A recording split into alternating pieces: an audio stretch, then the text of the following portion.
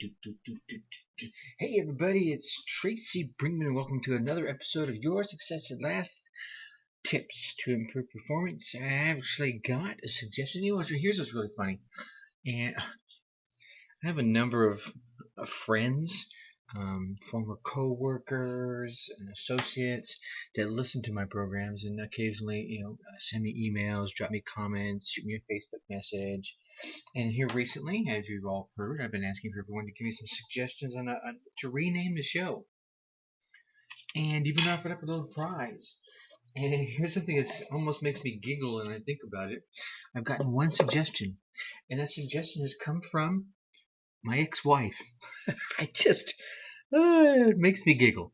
I'm one of the lucky guys who is actually on good speaking terms with my former wife. We've known each other a long time.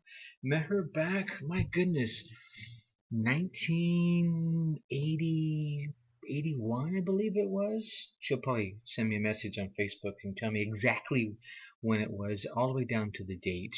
Met her at my first job, Der Wiener Schnitzel in Southern California, home of the hot dog.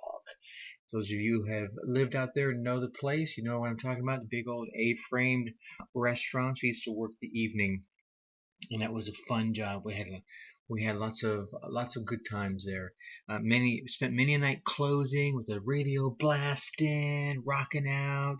We go from there to the park and chat to the wee hours of the evening, cruise down to the beach, evening waves, lapping the coastline. Anyway, I thought it was funny that the one suggestion I've gotten for a new show name, or at least some ideas for a show name, has been from my ex-wife. Now, so that's kind of telling the rest of y'all out there, ladies and gentlemen, you need to step up, because if she can serve up a decent, or actually with more than decent, with some very well thought out ideas, certainly the rest of you can pitch in as well.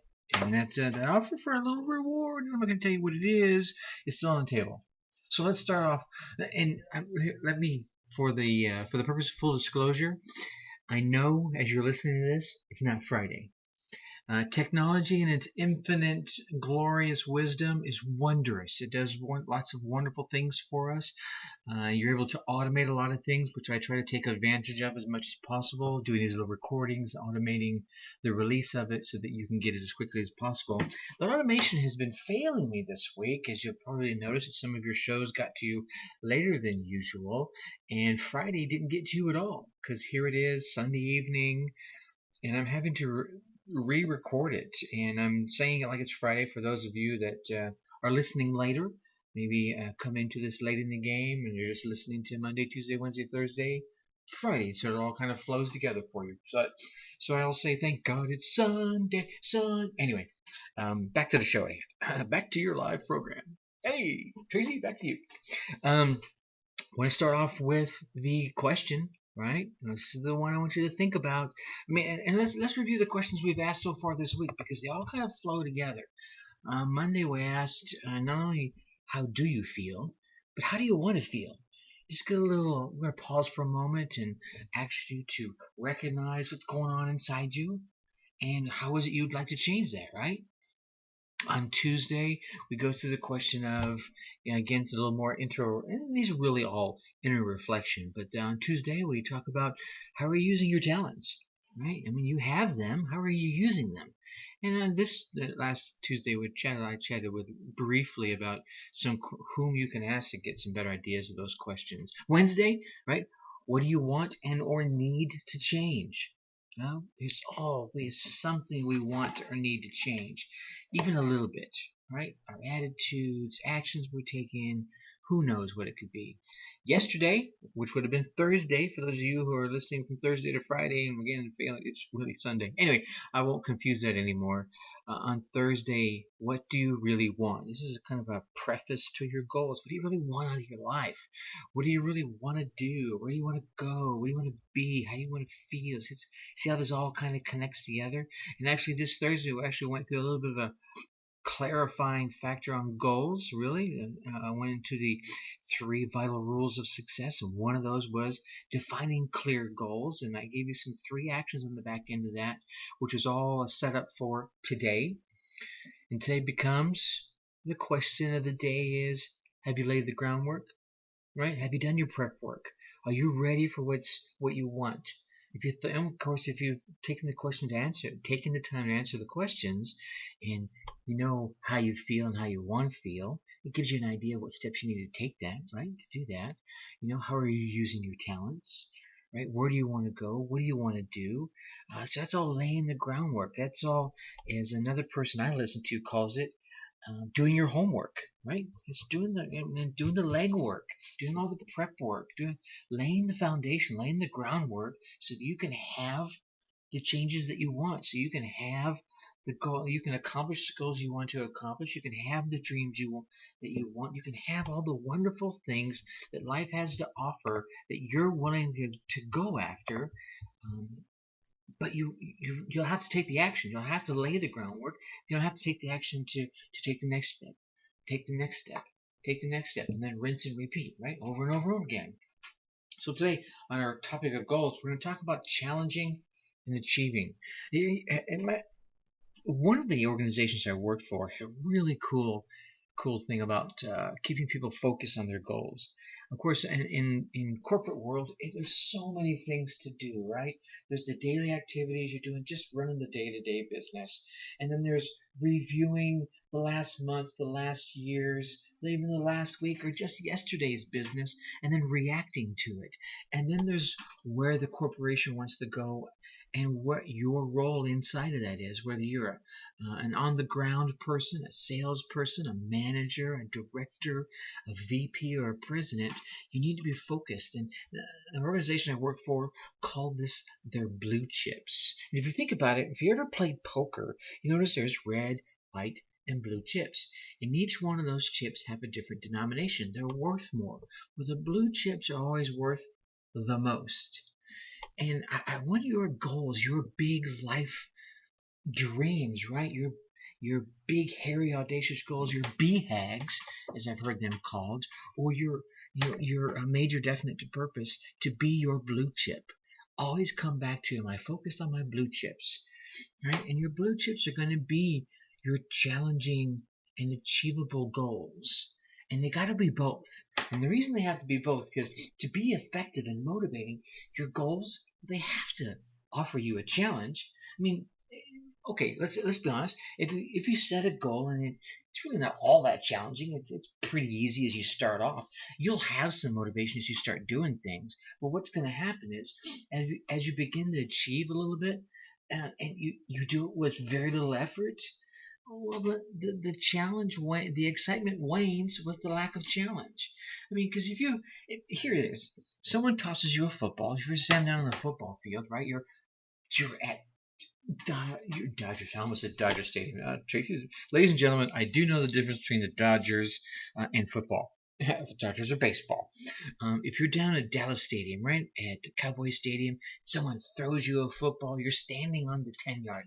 Someone throws you a football from the 20-yard line, and you run the 10 to the 20, and the 30, and the 50, and the 40, and the 30, and you go across the goal line, and you spike that ball, and you didn't make a touchdown because you didn't have to face the challenges of the other team.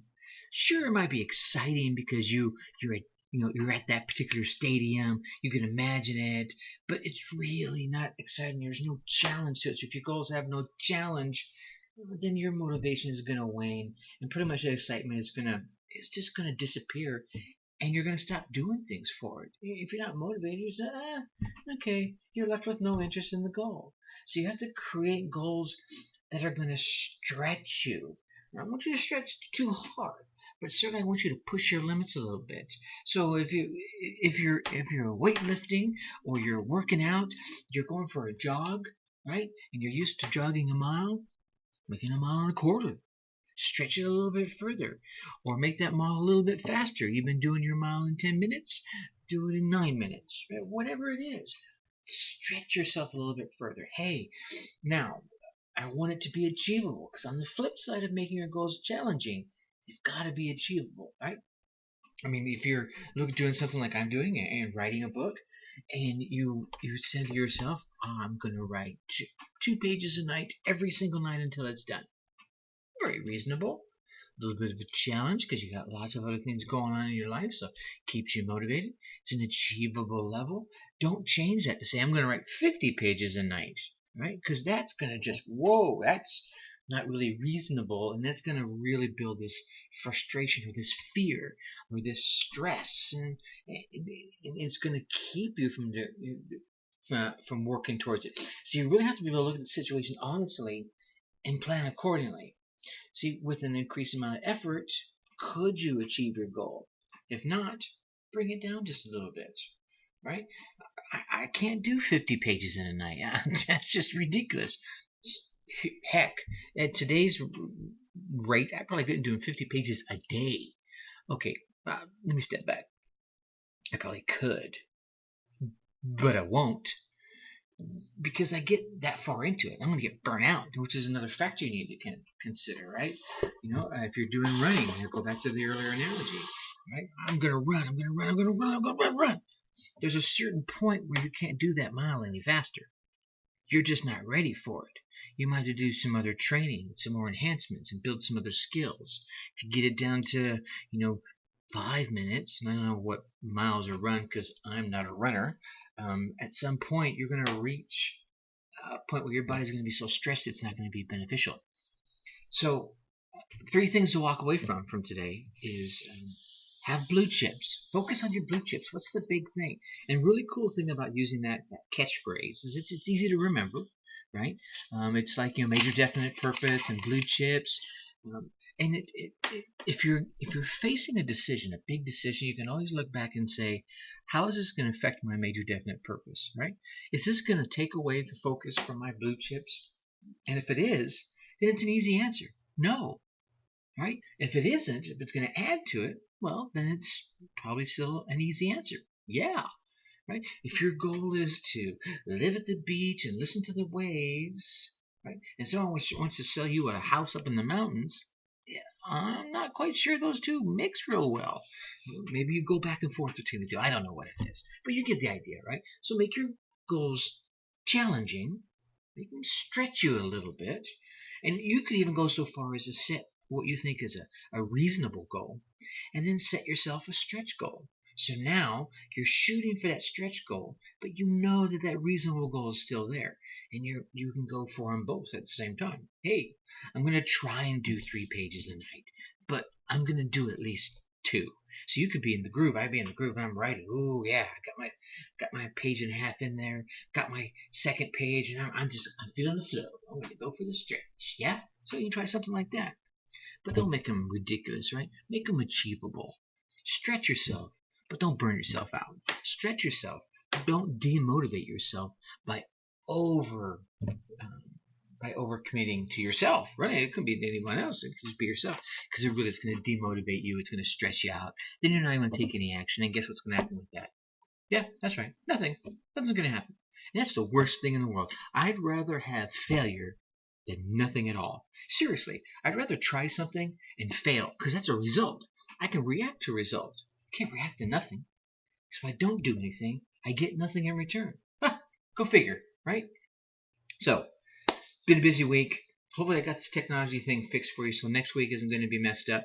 And that having said, I've been working on the technology. I haven't even laid out what I'm going to be doing with it next week, so you're going to have to tune in Monday morning. Hopefully it's Monday morning. If not, it's going to be Monday evening, so I can get the technology laid back out. I'm going to lay out the week for you and have another exciting week of Your Success Will Last tips to improve performance. Until someone comes up with a better name, that's what it is. Think successfully, take action.